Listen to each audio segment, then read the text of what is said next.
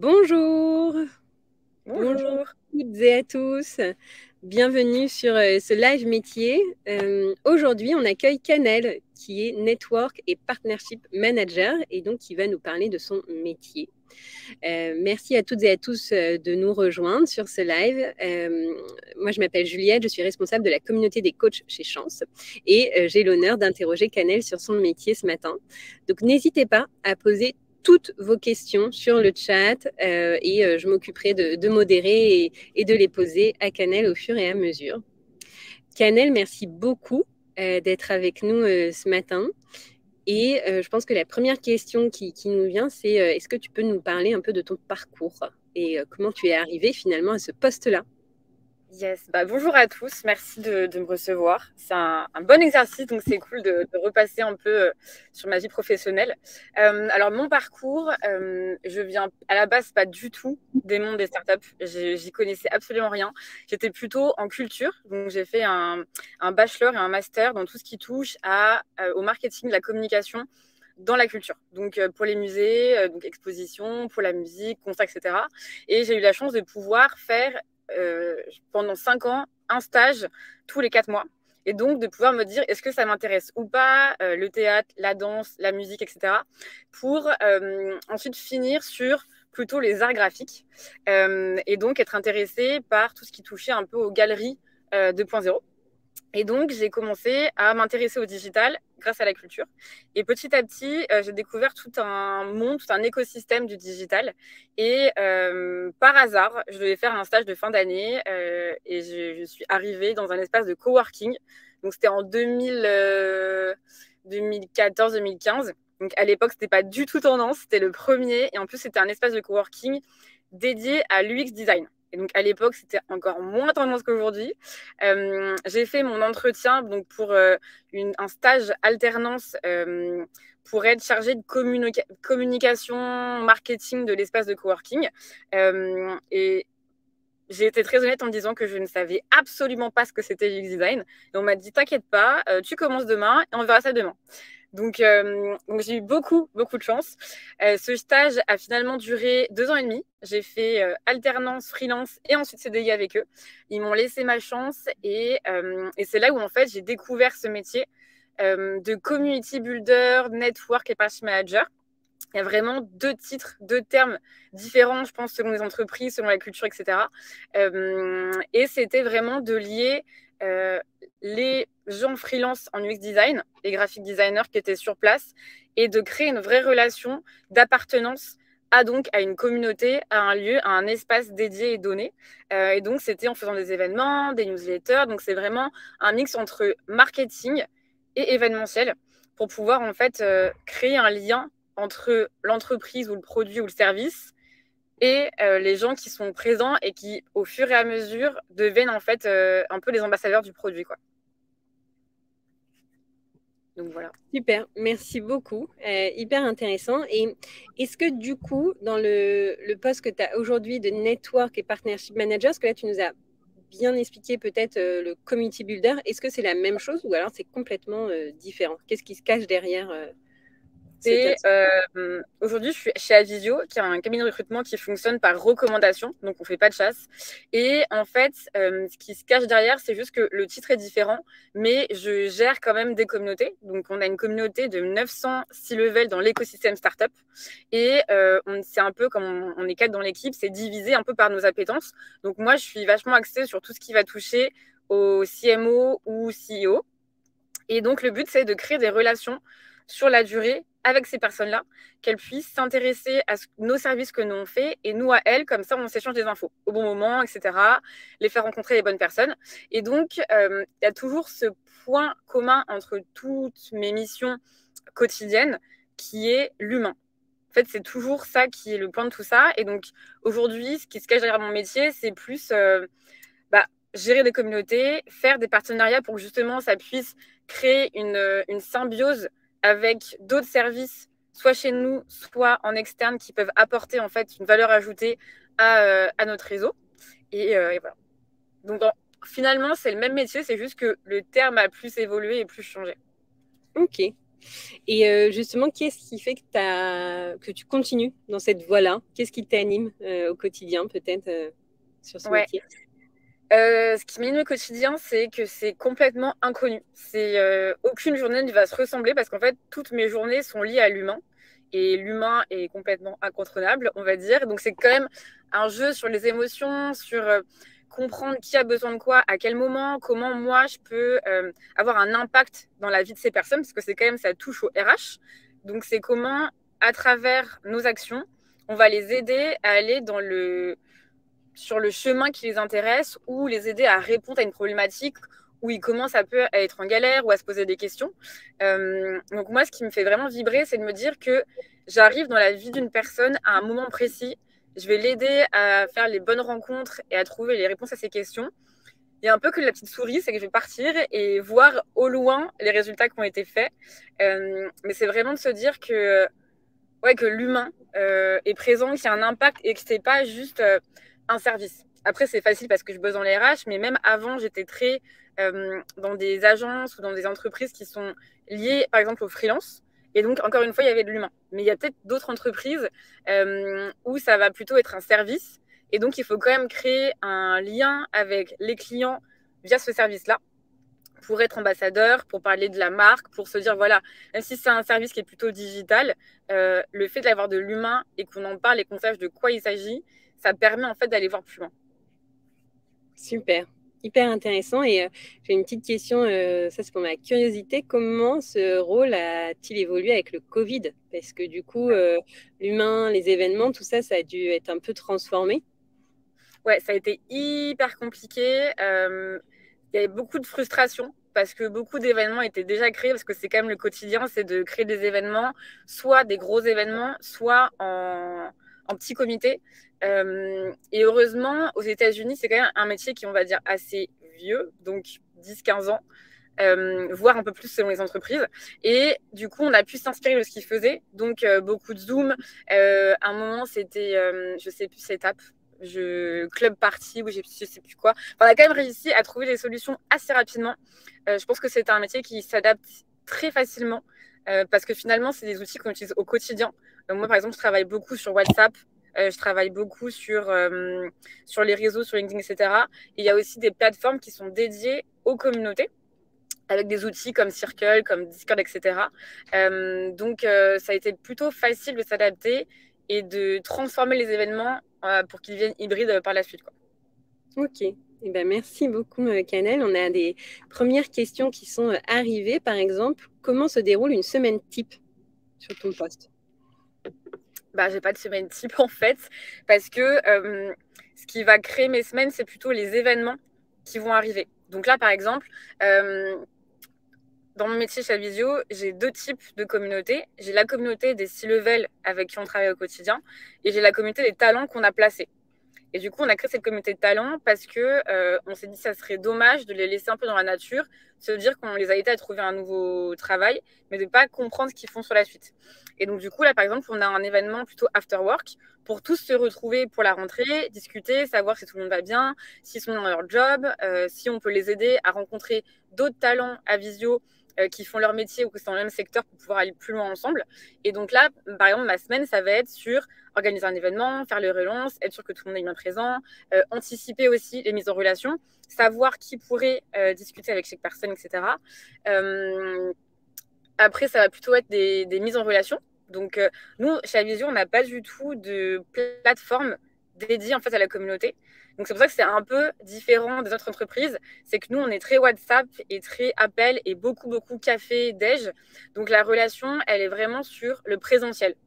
Il y a beaucoup moins, contrairement à même job d'avant, où c'était plutôt sur du Slack, plutôt sur du Discord, où là, c'était très digital. Et donc, du coup, l'interaction, elle était quotidienne, mais beaucoup moins intense. Ok, donc ça, c'est des partis pris, par exemple, de choisir si la relation va être plutôt digitale ou plutôt présentielle. Et finalement, toi, Exactement. aujourd'hui, c'est du présentiel et ça passe par les événements. C'est ça. En gros, le fait de choisir une plateforme ou pas, ça va découler de la stratégie et surtout de la cible et donc de la communauté. et tout découle de là, en fait. Le fait d'avoir, par exemple, une communauté qui est plutôt, on va dire, je sais pas, imaginons si c'est une communauté de médecins, ils seront beaucoup plus dans le physique parce qu'ils n'ont pas forcément le temps d'être tout le temps connectés. Quand d'autres, ce sera, par exemple, je sais pas, les communautés de CMO, ils ont l'habitude d'être connectés sur un Slack ou un groupe WhatsApp. Donc, il faut toujours trouver un équilibre et partir de la communauté, des besoins, des envies de la communauté, pour ensuite, en fait, créer la communauté avec elle. Ok, super, hyper intéressant. Il y a une question donc je pense qu'on a répondu aux questions qu'ils pouvaient avoir sur le type d'événement et un peu décrire ta journée. On a d'autres questions qui sont arrivées dans le chat. C'est en termes de management, à qui tu es rattaché. Est-ce que tu travailles en équipe? Comment tu travailles? Alors, la toute première fois, j'ai été rattachée, à chaque fois, je suis rattachée à la CEO. Après, j'étais rattachée à un Head of Community, qui lui, du coup, était le lien entre le GOMEX et nous. Et aujourd'hui, pareil, je suis rattachée, en fait, chez Avisio. On fonctionne par business unit. Donc, en fait, chaque service qu'on propose, il y a une personne référente qu'on appelle un business founder. Et donc, moi, je rapporte à la business founder de l'équipe réseau. Ok, d'accord. Donc, en effet, j'ai pas de. En fait, on est tous au même niveau. On n'a pas de management. Enfin, moi, j'ai pas de management. Et après, j'ai pas non plus envie d'en avoir. Par exemple, plus tard, je pourrais très bien être head of community, mais c'est pas forcément ce que moi je désire. Ok, super, intéressant. Et est-ce que tu interviens sur une dimension internationale? Alors, chez Avisio, non. Parce que nous, du coup, on est très France. Mais quand j'étais chez Little Big Connection, je suis restée pas très longtemps, c'était quand même international. Et donc, du coup, il fallait créer des communautés dans chaque ville. Donc, il y avait en Inde, il y avait au Canada, il y avait en Espagne, on avait beaucoup en Europe, ouais. Et donc, du coup, mon rôle, ça avait été avec ma manager de plutôt créer, en fait, des process pour justement aider les personnes dans chaque pays à pouvoir créer leur propre communauté. Donc moi, j'étais plus en soutien, en support sur la stratégie de comment on fait, plutôt que moi gérer les communautés. Ok, super. On a une question d'Emma qui se reconnaît un peu dans tes qualités de connecter l'humain, le monde des RH. Est-ce que tu sais s'il y a d'autres domaines qui mettent en avant ce type de profil? Est-ce que tu aurais des conseils pour rester freelance et évoluer dans ce domaine-là avec plusieurs clients? Ouais. En fait, on peut complètement être community builder en freelance. Il n'y a aucun problème. Il y a beaucoup de gens qui le font parce que justement, en général, le community builder, il est rattaché à l'équipe marketing. Parce qu'en fait, c'est une brique du marketing ou du product marketing. Tout dépend de comment est orientée la boîte. Et en fait, ça dépend des besoins de l'entreprise. Ce qui est hyper compliqué avec ce métier-là, c'est que c'est un mix avec plein de compétences. Beaucoup de créativité, beaucoup d'organisation, de l'autonomie, mais fois 10 000, pour gérer l'événementiel, pour anticiper toutes les galères, etc. Et donc aussi savoir comment s'adapter à l'humain, parce qu'en face, en fait, c'est pas juste répondre à des mails, c'est vraiment créer des relations. Et donc ça, en fait, c'est possible de le faire finalement dans toutes les boîtes qui existent. C'est juste qu'il faut en discuter avec les personnes en charge et voir comment la communauté peut avoir un impact sur le service ou le produit. Mais c'est juste qu'en fait, les boîtes qui aujourd'hui sont intéressées par ce métier-là, c'est qu'elles ont déjà un produit qui est présent, un service qui est présent et qu'elles veulent aller plus loin. Ou alors c'est à l'inverse au tout début, quand elles se rendent compte que la communauté peut être un vecteur en fait de visibilité, de notoriété et de développement du produit et du service. Donc moi, par exemple, à côté d'Avisio, j'ai la chance de pouvoir faire du freelance et donc d'aider en fait des boîtes qui sont en train de se lancer et qui, dès le début, sont community-centric, en se disant la communauté, c'est vraiment ce qui va nous aider à atteindre nos objectifs et aller plus loin. Ok.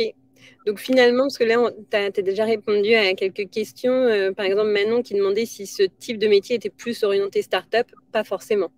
Pas forcément. C'est très start-up aujourd'hui, depuis 5 ans, parce que ils ont commencé à se mettre dedans et être intéressés par ça. Mais en vrai, aux États-Unis, c'est un métier qui est quand même assez courant. De plus en plus de gros groupes, PME, etc., ou même ETI, s'embriquent là-dedans parce que se rendent compte que justement, pour avoir pour être au-dessus de la concurrence, pour se dire j'ai le truc en plus, j'ai une valeur ajoutée, bah, ça va être la communauté. Ok. Et on a une question de Caroline dans l'onglet questions qui dit que c'est une question un peu directe, mais est-ce que tu accepterais de partager ton salaire ou une fourchette de salaire? Ah oui, aucun problème.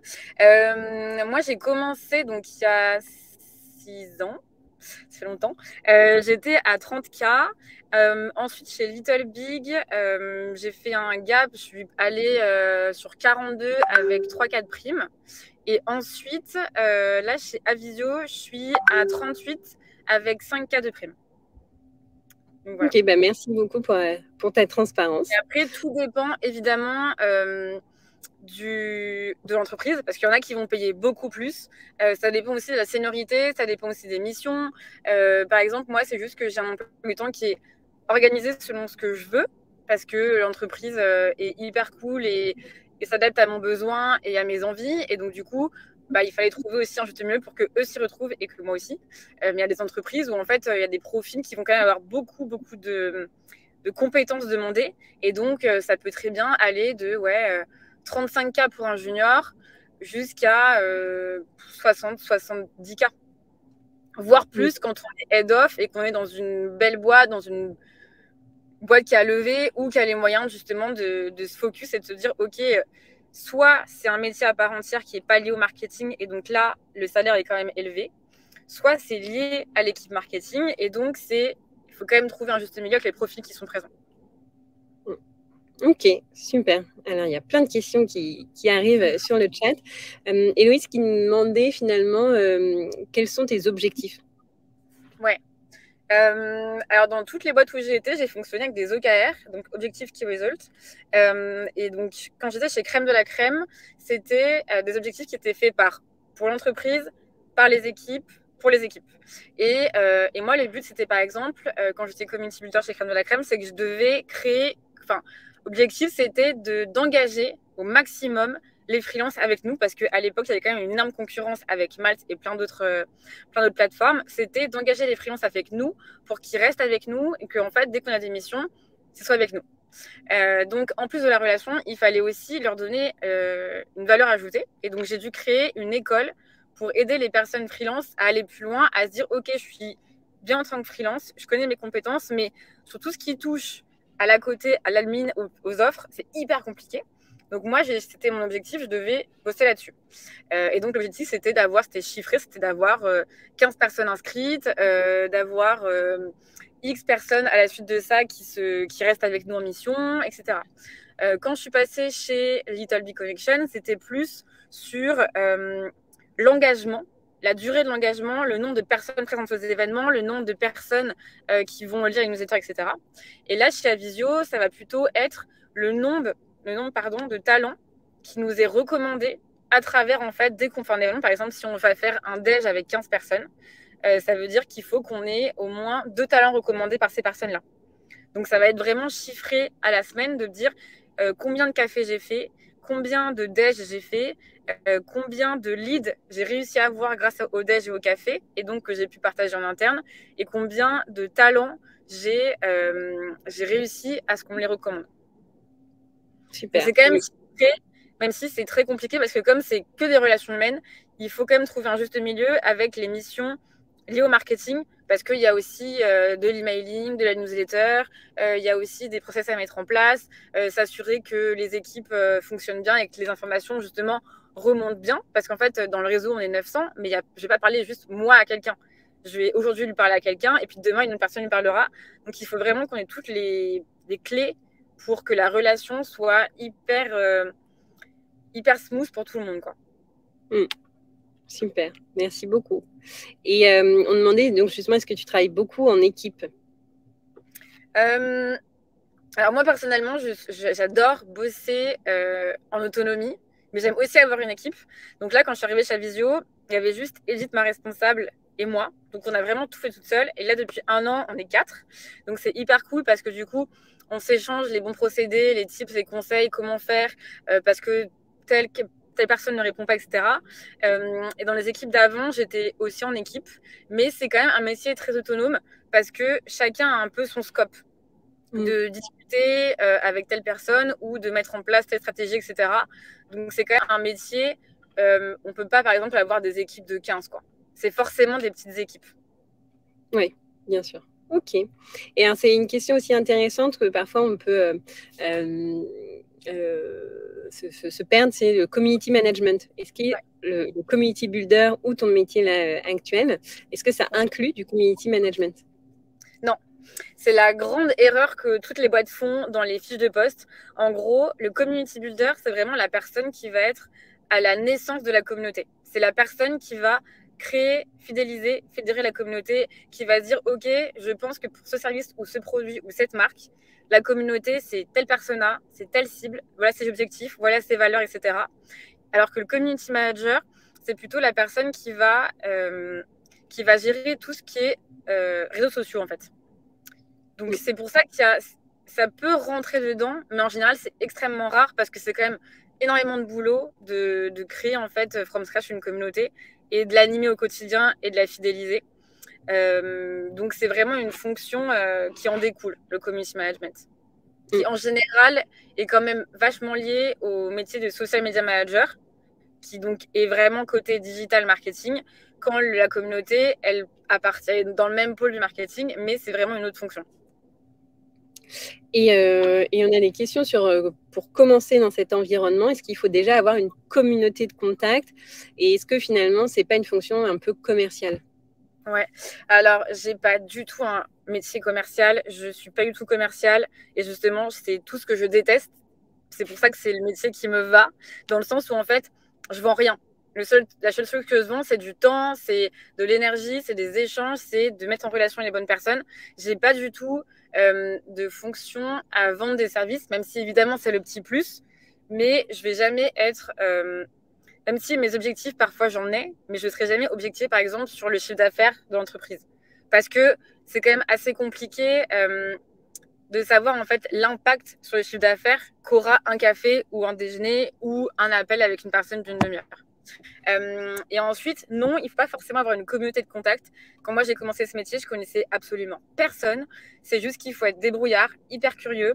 Il faut oser, il faut vraiment pas avoir peur. Au début, je connaissais vraiment rien à l'UX design ni à l'écosystème du freelance. Et je suis rentrée dans le tas, j'ai contacté tout le monde, j'ai envoyé des messages, j'ai pris des cafés avec la terre entière. À la base, étonnamment, je suis extrêmement timide. Et le fait de faire ce métier, je me suis découvert vraiment une passion de pouvoir prendre le temps avec les gens.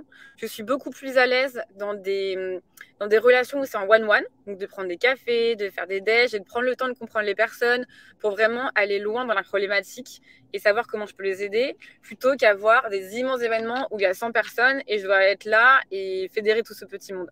Donc, on n'est pas obligé d'avoir une communauté, il faut juste, je pense, avoir la passion, débrouillardise, la patience, parce que c'est normal aussi, les gens ne sont pas forcément présents et au tac quand on se lance. Donc voilà. Super. Et on a une question d'Alizée au niveau des conditions de travail. Est-ce que c'est bureau, télétravail, A5, flexibilité des horaires? Parce que vu que tu parles beaucoup d'événements, forcément, c'est peut-être des événements hors dehors des journées de travail. Comment ça s'organise tout ça? Ouais. Alors, on a quand même de la chance chez Avisio, dans le sens où, en fait, tous les événements qu'on fait, c'est soit le matin, soit le midi. Parce qu'en fait, le soir, on a tous une vie. Comme c'est quand même très trentenaire, ils sont tous parents. Donc, en fait, ils sont jamais disponibles. On va faire 2 gros événements le soir dans l'année. Ça va être une fois à Noël, une fois à l'été. Et donc là, on prévient en amont et donc les gens sont organisés. Même si, évidemment, c'est normal d'avoir du no-show parce que nous malades ou parce que problème avec les enfants. Mais sinon, côté horaire, il n'y a aucun problème parce qu'en fait, on essaie de faire des événements qui sont dans le cadre de la journée de travail. Quand ce n'est pas le cas, évidemment, on a des journées de repos le lendemain où on peut arriver plus tard. Et après, c'est hyper flexible dans le sens où on va plutôt nous faire du 9h30, 18h30, 19h. Mais parce que la journée, en fait, on va crapahuter partout. Parfois, j'ai fait des 4 cafés dans la journée. D'autres, je vais faire juste un déj et j'aurai un café le soir. Donc, tout dépend en fait juste aussi des gens en face avec qui on va faire les cafés, les déj, les appels. On peut très bien faire que par visio, même si on sent que c'est quand même pas la même chose, pas le même lien, etc. Et je sais que par exemple, les personnes dans le réseau avec qui je suis le plus proche et qui vont m'appeler automatiquement, quand ils vont penser à quelque chose, c'est que j'ai dû les voir au moins une dizaine de fois. Et en fait, ce qui est assez marrant, c'est que dans le métier aujourd'hui que j'ai, dans l'écosystème startup, comme je suis dedans depuis 5 ans, finalement, quand je pars de quelque part, je les emmène avec moi et ils m'emmènent aussi avec eux. Donc c'est assez cool et je crée des relations sur le côté pro, mais aussi sur le côté perso. Et donc ça va en fait se mélanger et se croiser. Et donc ça aura encore plus d'impact pour les aider. Donc ça, c'est toujours hyper chouette. Super. Merci beaucoup. Peut-être une question, est-ce que du coup vous êtes basé à Paris? Et vous êtes 900, mais les 900 ne sont pas forcément à Paris. Comment vous faites pour gérer les personnes qui ne sont pas à Paris, pour les voir, pour faire des cafés? C'est plus compliqué, mais du coup, on a des bureaux à Nantes, Lille, Lyon et Aix-Marseille. Et donc, du coup, on essaye de se diviser. Et par exemple, ma collègue Marion, elle n'a pas de bureau à Bordeaux, mais elle a du monde à Bordeaux. Donc, comme elle vient de Bordeaux, quand elle va télétravailler, elle va et du coup, elle fait un événement le matin et elle enchaîne sur un déj. Comme ça, elle peut s'organiser.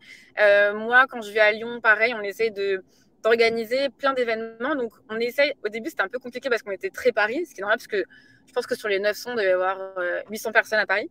Et le reste, on essaie vraiment de s'organiser. Et en fait, on essaye de les inviter le plus possible en avance. Comme ça, ils sont présents s'ils le veulent, ils s'organisent s'ils veulent venir. Et en fait, en général, comme c'est le matin, ils peuvent s'organiser, venir le soir d'avant ou le matin même, venir et en fait enchaîner pour aller voir leur bureau. En général, c'est des personnes qui sont plutôt en télétravail ou en full télétravail ou des personnes qui font des allers-retours. Donc, c'est pas un problème.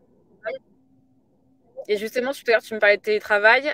Nous, chez Avisio, au début, on n'avait pas de limite de télétravail, mais on n'était pas beaucoup. Et moi, je suis arrivée vraiment à la fin du premier confinement.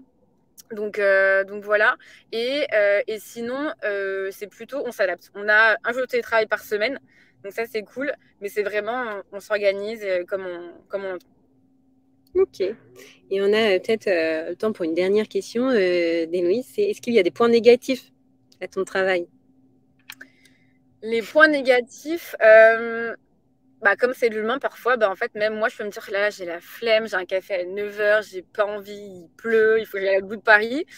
Et en fait, il y a quand on est timide ou introverti, c'est hyper compliqué de se donner en fait de l'énergie, d'aller voir des gens qu'on connaît pas forcément, donc on peut être un peu stressé. Et du coup, sur le moment, on se dit ah là, bon, ça va être compliqué. Et une fois qu'on quitte le café, en fait, on a pris toute l'énergie qui était possible de prendre. On a plein d'idées, on est hyper content et on est content d'aider l'autre personne. Donc, pour moi, c'est vraiment le seul aspect négatif. Il n'y en a pas d'autre. J'essaye de voir, mais même côté process, organisation, équipe, je pense que j'ai de la chance, c'est que je suis tombée toujours dans des très bonnes boîtes et surtout Avisio qui est extrêmement bienveillant. Donc, il n'y a pas de problème là-dessus. Et je vois les questions, est-ce que c'est un statut cadre? Oui, c'est un statut cadre. J'ai toujours été cadre dans mon métier, et, sauf quand on est freelance. Mais voilà. Ok, super. On va peut-être attendre, peut-être qu'il va y avoir une ou dernière question. Mais en tout cas, sachez que ce live, là, que Canel répond à toutes vos questions, ça fait partie de tout un dispositif qu'on a mis en place sur toute la semaine où il y a 50 métiers qui sont présentés par des intervenants passionnants, comme on a pu avoir avec Canel, qui est passionné par son métier. Et vraiment, merci pour cette présentation hyper transparente, la réponse à toutes les questions. Donc vraiment, n'hésitez pas. Et si vous qui suivez ce live, n'hésitez pas aussi à participer et à faire partie de notre communauté également d'entraide. C'est vraiment dans cette optique d'entraide que Canel a accepté de partager une 30aine de minutes avec nous pour présenter son métier. Je vous mets le lien juste ici si vous souhaitez avoir plus d'informations. Il nous reste 1 minute. Est-ce que quelqu'un a une dernière question pour Canel?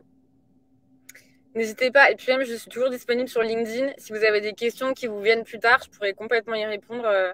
Il n'y a aucun problème. J'essaie de réfléchir à un dernier truc. Mais en soi, c'est quand même lié au marketing, mais toutes les personnes qui ont ce côté très, très relationnel, qui ont envie de comprendre comment fonctionne et comment mettre l'humain, vraiment l'humain, au cœur d'un produit, d'un service, c'est possible. Il faut juste se donner les moyens, il faut juste trouver le bon discours pour montrer aux entreprises en face, ou même en interne si vous voulez évoluer autrement que votre métier. C'est possible, il faut juste montrer comment une communauté, les relations, ça peut complètement ouvrir le champ des possibles aux entreprises. Exactement. Eh bien, merci beaucoup pour ce mot de la fin. C'est parfait, ça conclut très bien ce live. Un grand merci à toi, Canel. Un grand merci à vous toutes et tous d'avoir participé. Et puis, on se dit à très vite. À très vite. À bientôt. Au revoir.